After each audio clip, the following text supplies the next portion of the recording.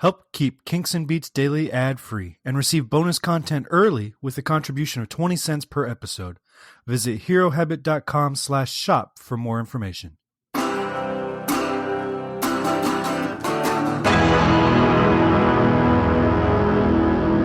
Welcome to Kinks and Beats Daily. This is episode number 105. I'm your host, Tony Fry. Thank you for downloading and listening. Today we are covering one of my favorite Beatles songs of all time. Don't Let Me Down, written by John, released April 11th, 1969 as the B-side to Get Back. This band was so good that Don't Let Me Down was the B-sides of a single. Any other band, most other bands, would kill to have a song this good to release as an A-side, and the Beatles throw it away on the B. There's an interesting song. Lyrically, it's very simple. And it kind of goes with a trend that Lennon was on with a lot of his love songs in particular. I Want You, She's So Heavy is, his reaction. I don't remember the exact quote, but he talks about, when you're passionately in love with somebody, you don't sit there and say, oh, I love you as like the morning sunrise, and every breath I take is, you don't say that, you just say what you say. And that was his reasoning behind I Want You. Very simple lyrics, almost no lyrics. Don't Let Me Down, very simple lyrics. The chorus is literally Don't Let Me Down. And Paul would explain the song as he thought this was John's way of saying to Yoko, look, I'm going out on a limb here. So, make it worth it for me. Don't let me down, because this was uncharted territory for him, and, very tumultuous time from really 1967 on, with him and Yoko, and the public perception and the disillusionment of his first marriage and his relationship with his son. And all this stuff is wrapped up and ultimately, not entirely, but partially affecting the band that he's in and the music that he's going to produce for the next few years. So, this was a big shift in his life, and he's telling Yoko, just don't let me down. I'm in. I'm giving this, 100%. Don't disappoint me. It's an interesting, well, we'll get to that in a minute.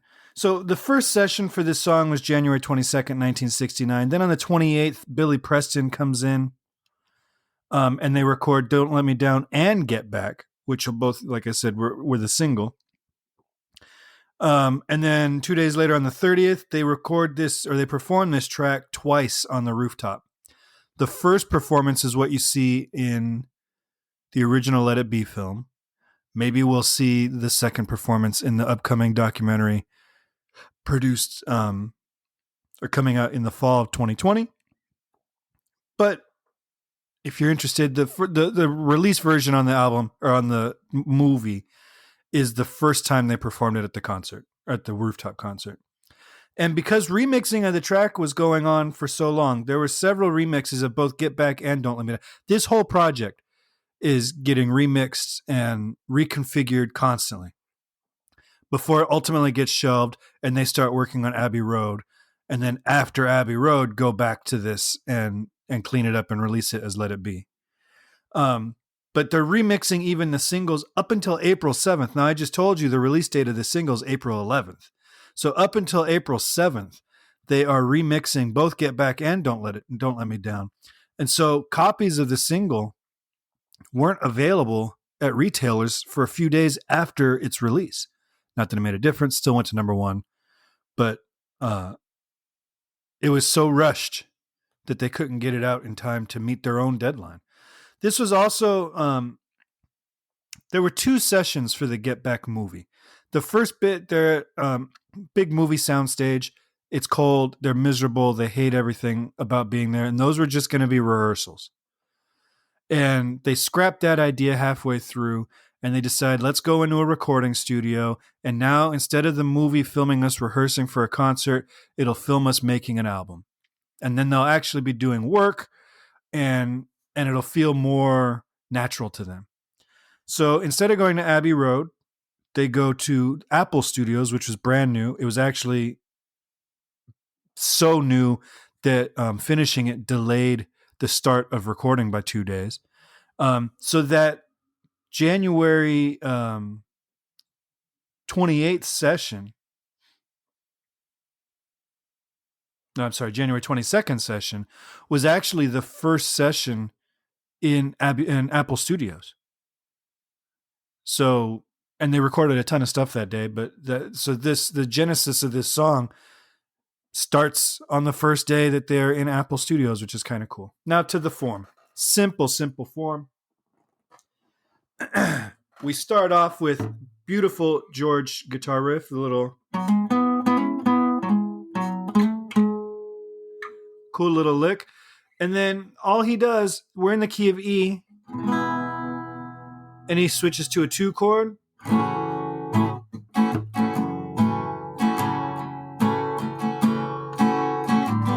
Back to 1. Back to 2.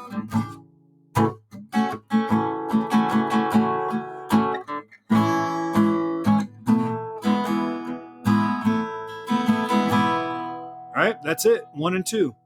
And then nobody ever loved me like she does. That's a bar 5/4. So we're going 1. Nobody loved me like she does. Five beats.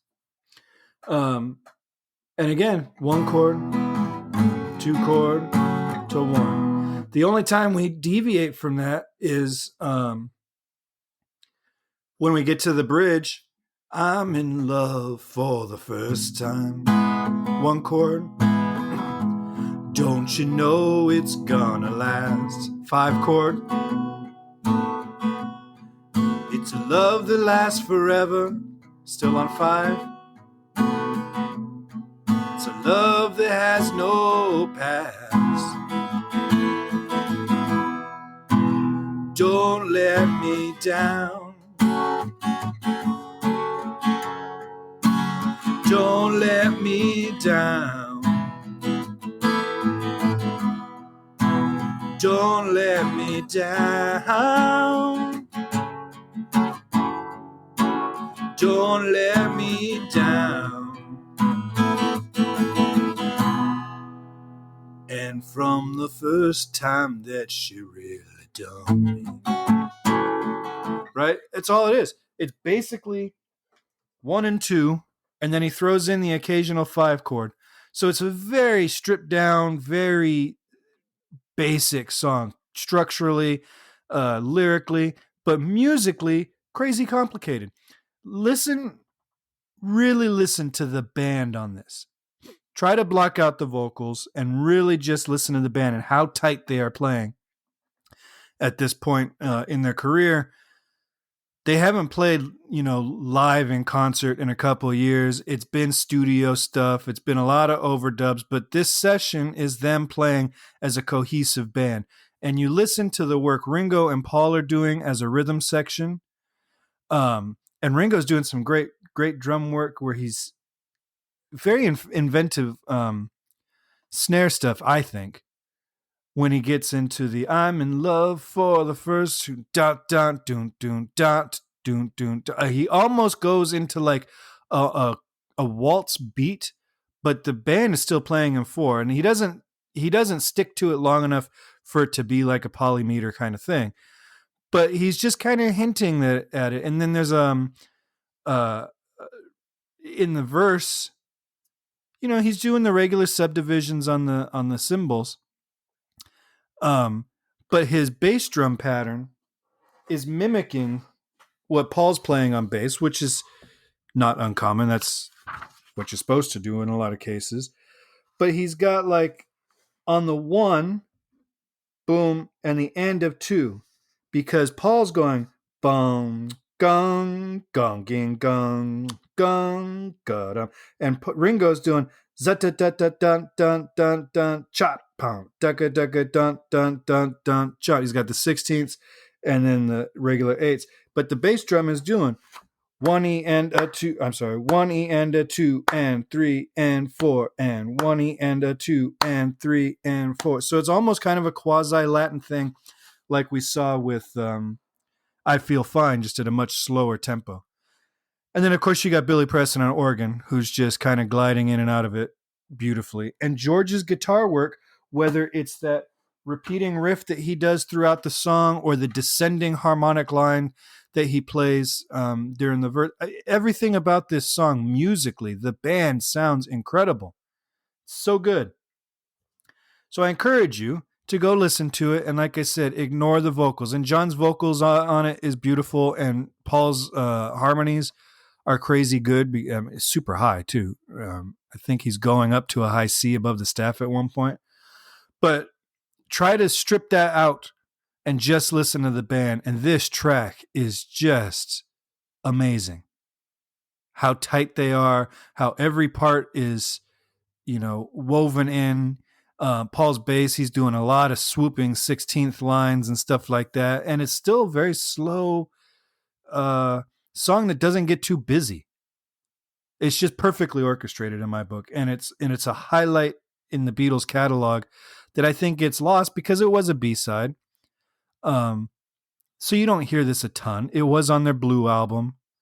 It was obviously on Past Masters because it never appeared on a regular album. But it's good stuff all the way through. And I like this era of the Beatles when they were able to turn the bass guitar up a little bit and the bass drum a little bit and get that more moody atmospheric thing that we're going to hear a ton on Abbey Road. But this is kind of the prelude to Abbey Road.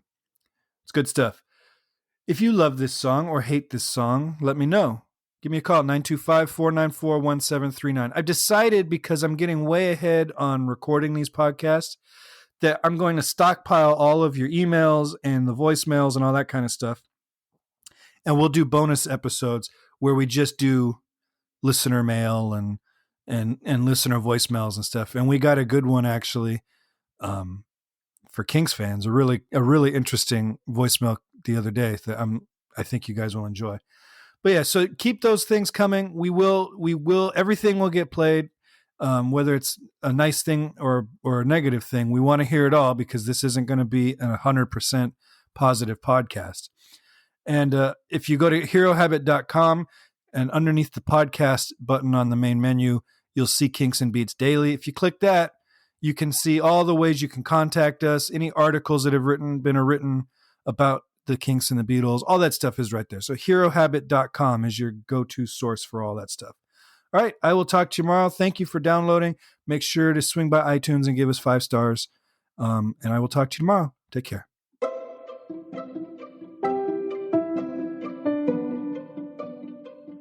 This podcast is presented by the Hero Habit Podcast Network. Swing by herohabit.com today to comment on this episode and poke around our growing database of sports and pop culture news, reviews, and collectibles. herohabit.com. Collect your heroes.